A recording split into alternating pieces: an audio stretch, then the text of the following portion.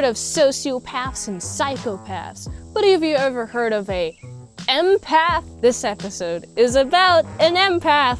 I'm inside and I saw Star Trek, the original series, The Empath. It is directed by John Erman, written by Joyce Muscat, and if you haven't seen this episode, I will spoil it for you.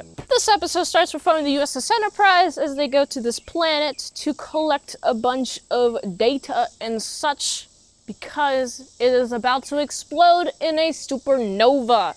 So they go down to the planet's surface, and it's weird and spooky, right? And then they encounter this creature. She's just laying there. She's mute, kind of fleeting. She seems scared. What's interesting is she reminds me of a frightened cat, a kitten, frightened kitten in her behavior. That's what I would describe it as. Get out of here, mosquito! So what's interesting is we got Kirk's like, I don't know what's going on with her. What's up with her? McCoy's like, you know, it seems like she's an empath. She's completely mute, but it seems like she's feeling our emotions. And then a bunch of these guys come in and they're like, do not touch her! Do not touch her! And they take Captain Kirk. They torture Captain Kirk, do a bunch of beatings and such. And it's like, what's up with this? And she's feeling this. She also feels a connection with Captain Kirk.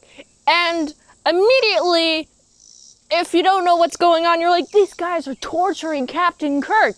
There's a good reason. And it's not really noticeable to anybody, really. The guys who are handling this empath only talk to Captain Kirk about it, really. What their mission is with this empath is a part of the species, very rare species. And they're trying to cultivate a civilization out of this one creature, and they're trying to instill what you need in order to start a successful civilization, and part of that is being able to self-sacrifice, or she has the ability to take her hands or whatever, I'm touching you. I'm touching you. I'm touching your head, Kirk. You got a nice head wound. I'm going to transfer it to my head. And so she can give her life energy to Kirk. And this is what these guys who are looking at her, like, holding her. And they're trying to see if she'll sacrifice her own life. And if she does, then she's good for civilization. However, there's a big, major red flag with that these guys did not consider at all, is that if she is dead, then there is no civilization to start with of her kind, like, at all, ever.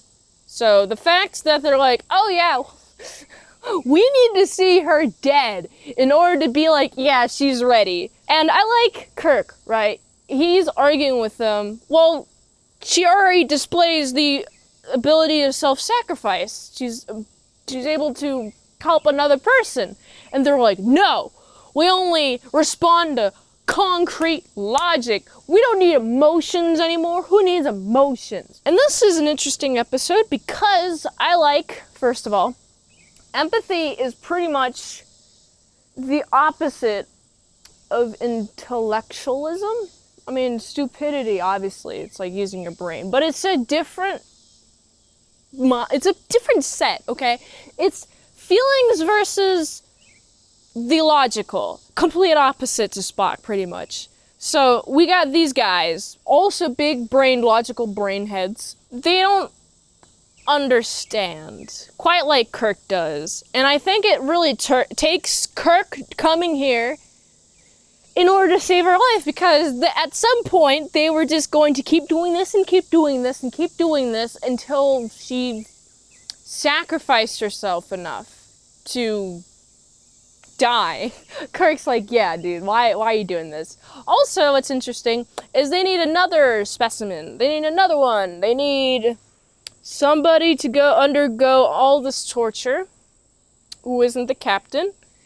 They need either McCoy or Spock. Spock's likely to go insane. McCoy's likely to die. McCoy is like, I'm just going to drug you guys, so I'm going. And then he does. And I'm like, dude, this is awesome. I like McCoy.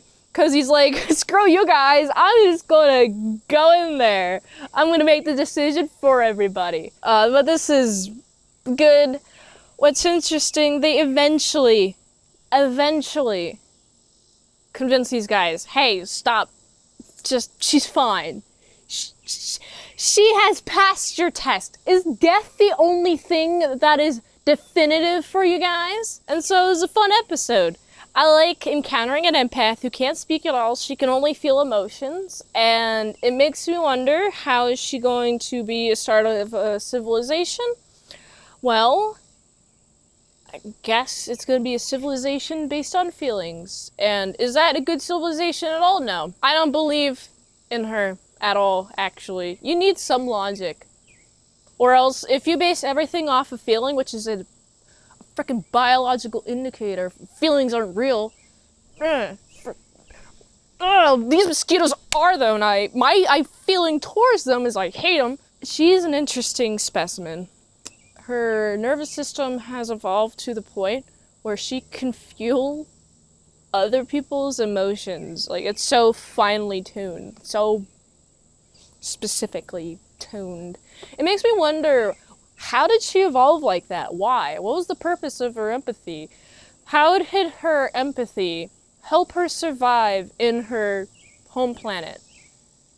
Where did you find this, guys? I have so many questions after this episode, but I do like the concept of an empath. So I think I gotta give this episode gets a solid 7.4 out of 10.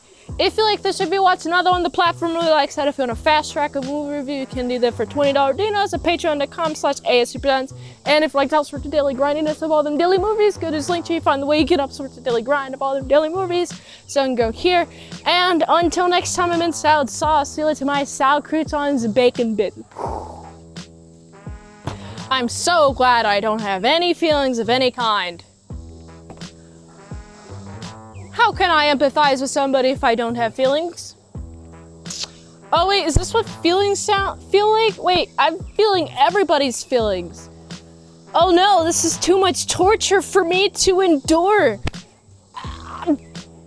Too much torture.